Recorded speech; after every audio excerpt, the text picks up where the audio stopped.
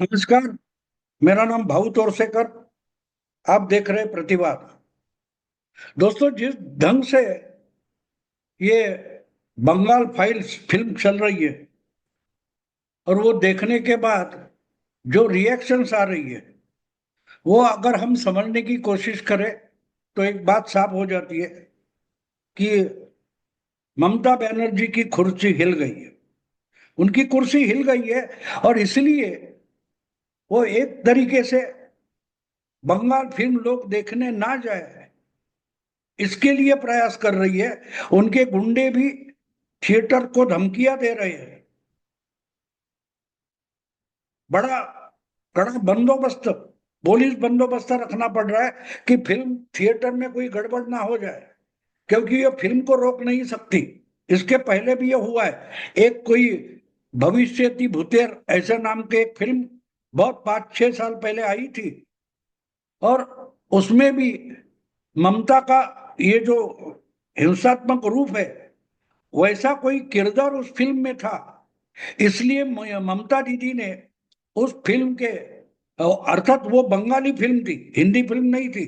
The Bengal Files Hindi film है, लेकिन वो जो मैं भविष्य भूतेर ऐसा कुछ नाम का बंगाली फिल्म थी उसके बारे में बोल रहा हूं।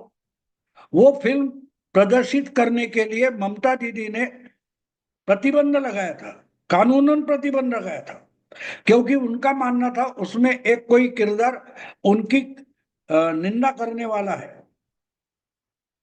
आखिर जो प्रोड्यूसर था फिल्म का, उसको कोर्ट में जाना पड़ा, सुप्रीम कोर्ट तक जाना पड़ा, और सुप्रीम कोर्ट ने ममता दीदी की पूरी क्या बोलते हैं उसको, हजामत की थी कि ये क्या चल रहा है। एक फिल्म है, आप फिल्म को कैसे रोक सकते हो। और इतना ही नहीं हुआ, अगर सेंसर ने पास की है फिल्म और थिएटर वाले दिखाना चाहते, तो आप सरकार होकर गुंडागर्दी कैसे कर सकती है। तो सुप्रीम कोर्ट ने वो फिल्म प्रदर्शित करने के लिए बाध्य कर दिया था। और ये अनुभव के कारण शायद directly Bengal The Bengal Files, ये फिल्म को ममता दीदी ने लीगली रोकने की कोशिश नहीं की, लेकिन थिएटर में गुंडागर्दी करके लोग देखना नहीं चाहते, ये गड़बड़ हो जाएगी, ये वो करना शुरू कर दिया। इसका एक बड़ा कारण ये है कि मैं जो बोल रहा हूं, बंगाली फिल्म भविष्यति भूतेर, वो जो था उसमें ये प्रतिबंध लगाने के कारण 20 लाख का फाइन किया था ममता सरकार को सुप्रीम कोर्ट ने। और इससे डर कर शायद ये जो बंगाल फाइल्स है उसको रोकने की ममता ने लीगली कोशिश नहीं की, लेकिन वो चल रहा है। क्योंकि ये जो बात है, ये इनके पाखंडी सेक्युलरिज्म को नंगा करने वाली फिल्म है। आज तक जो हिंदू मुस्लिम एकता का जप करते रहे, देश में जब विभाजन हो गया था, पाकिस्तान अलग हो गया भारत से, तो उसके दो हिस्से हुए थे। एक था जो आज का पाकिस्तान है, वो उसको पश्चिम पाकिस्तान बोलते थे, वेस्ट पाकिस्तान। और एक ईस्ट पाकिस्तान हुआ करता था, जिसको आज बांग्लादेश बोला जाता है। 71 के जंग में भारत ने उसको पाकिस्तान से रिहा किया था। इसके लिए भारत ने लड़ाई लड़ी थी। सिर्फ बांग्लादेश के या पूर्व बंगाल के, पूर्व पाकिस्तान के लोगों ने आजादी हासिल नहीं की है, उनको पाकिस्तान के अत्याचारों से मुक्ति देने का काम भारत ने किया है। उस समय 1 करोड़ से ज्यादा रिफ्यूजी आए थे, यहाँ निर्वासित आए थे। उनका खाना पीना करके करोड़ों की कीमत भारत ने चुकाई है, भारत की जनता ने चुकाई है, भारत के हिंदुओं ने चुकाई है। लेकिन जो बांग्लादेश या जहाँ पुराना पाकिस्तान है, पूर्व पाकिस्तान, वहां बहुसंख्य मुस्लिम थे, इसलिए उसको पूर्व पाकिस्तान घोषित किया गया था। लेकिन सबसे ज्यादा अगर हिंदुओं पर अत्याचार हुए तो उसी ईस्ट बंगाल में हुए। स्वतंत्रता के पहले भी हुए थे, बाद में हुए, आज भी हो रहे हैं। लेकिन बंगाल के जो भद्र लोग हैं, खुद को सेक्युलर मानते हैं, उनकी आंखें नहीं खुल रही। जब इनके घर जलेंगे तब जाके इनका दिमाग ठिकाने आएगा। मैं ये इसलिए बोल रहा हूं कि जब देश का विभाजन हो रहा था और पूर्व बंगाल जो था वो पाकिस्तान होने जा रहा था, उस वक्त वहां के एक बड़े दलित नेता थे जिनका नाम मुझे याद नहीं आ रहा है, मंडल था, लेकिन पहला नाम याद नहीं आ रहा है, मंडल उनका नाम था, जो हिंदू दलित नेता थे। तो उन्होंने रिफ्यूज किया कि मैं भारत नहीं आऊंगा, मैं रहूंगा पाकिस्तान में। और जब विभाजन हो गया तो वो पाकिस्तान में कानून मंत्री बन गए थे। लेकिन बहुत जल्दी उनकी समझ में आया कि जान बचानी है तो पाकिस्तान में नहीं रह सकते, बिगर मुस्लिम मुस्लिम होकर हम पाकिस्तान में जिंदा नहीं रह सकते। इसका साक्षात्कार जब अनुभव से हुआ तो वही मंडल पूर्व पाकिस्तान से निकलकर भागते भागते भारत में पहुंचे थे। तो ये मैं इसलिए बोल रहा हूं कि बंगाल के जो भद्रलोक बोला जाता है, जो सेक्युलर बुद्धिजीवी है, वो अनुभव से परे होते हैं, किताबों पर ज्यादा ध्यान देते हैं। और इसलिए हिंदू मुस्लिम मामला अगर देश में सबसे ज्यादा कहाँ है तो वो बंगाल में है। पिछले विधानसभा चुनाव के बाद 5,000 से ज्यादा हिंदुओं को बंगाल छोड़कर असम भागना पड़ा था। वो सिर्फ हिंदुओं को क्यों भागना पड़ा था? बात सीधी है। ममता फिर से चुनाव जीत गई थी और मुस्लिमों के सपोर्ट से जीत गई थी।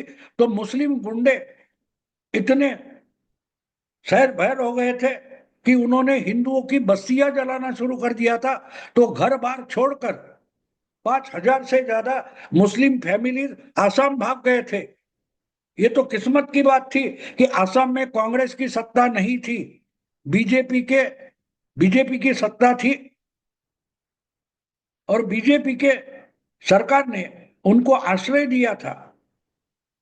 तो इसलिए मुस्लिम वोट बैंक जो है, इससे ममता इतनी निर्भर है, इतनी निर्भर है कि उनके सामने अगर मुस्लिम पार्टी दूसरी खड़ी हो जाती है तो उसको भी मुस्लिम वोट नहीं देते, वो ममता को अपना नेता मानते हैं।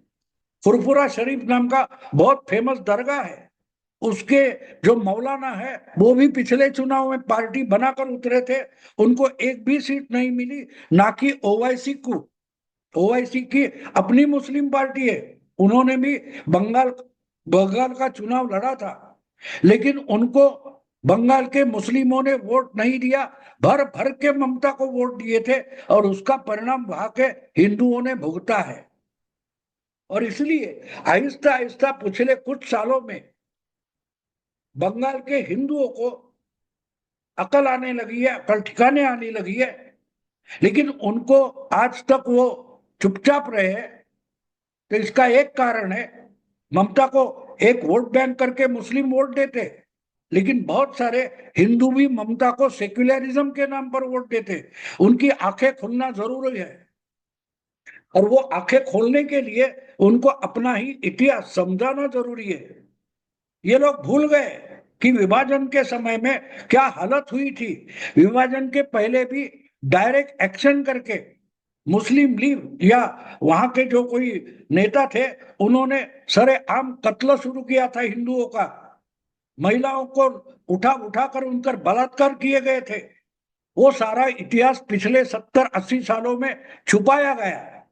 और उसी सच्चाई पर अगर इस फिल्म में बंगाल फिल्म्स की जो बंगाल फिल्म्स की कहानी है उसमें वही इतिहास पर रोशनी डाली गई है, ताकि जो बंगाल में बचे कुचे हिंदू है जो सेक्युलरिज्म के पीछे दौड़ रहे हैं उनकी आंख खुले।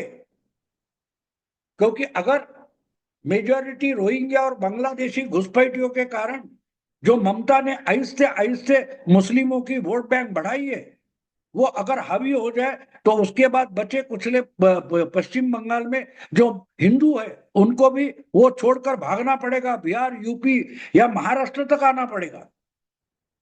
इसलिए ये फिल्म की कहानी बनाई गई है, सच्चाई कहानी, सच्ची कहानी कही गई है। और इसलिए ममता डरी हुई है कि इससे हिंदुओं पर अगर परिणाम हो जाए तो सिर्फ मुस्लिम वोट बैंक के आधार से ममता फिर से चुनाव नहीं जीत पाएगी, क्योंकि आहिस्ता आहिस्ता पिछले 10 साल में बहुत सारे बंगाली हिंदुओं की और दीगर मुस्लिमों की आंखें खुली है। बहुत सारे मुस्लिम भी बहुत सारे मुस्लिम भी है, तलाक पीड़ित महिला है, जो युवतियां है, वो मुस्लिम होकर भी बीजेपी के साथ जुड़ी हुई है। वो नाजिया इलाही नाम की लड़की है, कितनी जोर शोर से बात करती है इस्लामी जिहाद के खिलाफ। उसको सुने तो पता चलेगा कि बंगाल की बहुत सारी युवा महिलाएं भी बीजेपी के साथ आ चुकी है। तो उनको अगर ये जिहाद का जो राक्षस है, भस्मासुर है, वो समझाना है तो इतिहास समझाना पड़ेगा। और वही इतिहास अगर बंगाल फाइल से समझाया जा रहा है तो ममता का विचलित होना लाजमी है, क्योंकि उनको डर है इससे उनके मुस्लिम वोट तो रहेंगे, लेकिन हिंदू वोट जो बचे कुचे ममता के पास है वो थोड़े थोड़े कर टूट जाएंगे। और वही काम इस फिल्म से हो रहा है। जो जो मैंने देखा है, सुना है, जो जो फिल्म देखकर बाहर आ रहे हैं, भारत की बात अलग है, लेकिन पश्चिम बंगाल में पर्टिकुलरली जो जो लोग हिंदू ये फिल्म देखकर बाहर निकल रहे हैं, वो बहुत रो रहे हैं, आंसू बहा रहे हैं, गुस्से में आ रहे हैं कि क्या है, हमारी औकात क्या है, हम कहा फिसल गए। अगर हमको हिंदू रहना है तो सरकार बदलनी पड़ेगी। ये भाषा लोग बंगाल के, पश्चिम बंगाल के लोग बोलने लगे और ममता उससे बहुत डरी हुई है।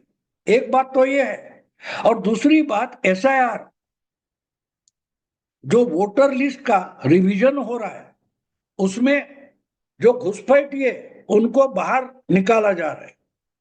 मरे हुए जो वोटर है और घुसपैठियों के नाम जो घुसाए गए वोटर लिस्ट में, उनकी भी सफाई हो रही है। अकेले बिहार में कुछ 60-65 लाख बोगस वोटर काटे गए, और जो बिहार में हो गया है वही बंगाल में होने वाला है। और बंगाल में अगर हो गया तो कम से कम 1 करोड़ या ज्यादा वोटर काटे जाएंगे, जो मरे हुए या उनके नाम पर बोगस वोटिंग होता है, या तो रोहिंग्या और बांग्लादेशी घुसपैठिए है। तो ये दो चीजें हैं जो अगले साल होने वाले विधानसभा चुनाव के लिए ममता दीदी को डरा रही है। उसकी समझ में आ रहा है, उन्होंने अपनी पार्टी का जो नाम है तृणमूल कांग्रेस, यानी जमीनी जमीनी स्तर पर चलने वाली पार्टी, लेकिन है तो एक एक महिला की पार्टी है, वो बोलेगी वही सच्चाई है। तो तृणमूल कांग्रेस जो होता है उसका तृण और मूल दोनों उखाड़े जाएंगे। तो तृण क्या है? तृण का मतलब बंगाल फाइल है, और मूल का मतलब क्या है? जो असली इतिहास है, Bengal files. The Bengal file Mamata Didi की पार्टी को, तृणमूल कांग्रेस को बंगाल से उखाड़ फेंकेगी, इसकी गारंटी मैं देता हूं। आने वाला शायद फरवरी मार्च में 4-6 महीने में बंगाल का चुनाव आ रहा है। बिहार के बाद आने वाला सबसे पहला चुनाव बंगाल का होगा, और बंगाल के चुनाव में ममता दीदी की दादागिरी नहीं चलेगी, क्योंकि अगर वहां की वोटर लिस्ट झूठे लोगों को निकालकर नए सिरे से बनाई जाएगी तो ममता दीदी के कम से कम 70-80 लाख वोट कट जाएंगे। और वोट कट गए तो मानो ममता दीदी की वोट बैंक लूटी जाएगी। हाँ, बच्चे कुछ बहुत सारे मुस्लिम हैं, लेकिन सिर्फ मुस्लिम वोट पर ममता दीदी चुनाव जीत नहीं सकती, ये उनको भी मालूम है। और इसलिए कोर्ट में जाकर भी अगर वोटर लिस्ट नए सिरे से बनाने का आदेश नहीं मिला है तो कम से कम इस फिल्म को रोककर ममता दीदी अपनी कुर्सी बचाना चाह रही है। दोस्तों, अगर वीडियो पसंद है तो लाइक कीजिए, शेयर कीजिए और प्रतिवाद को सब्सक्राइब कीजिए। नमस्कार।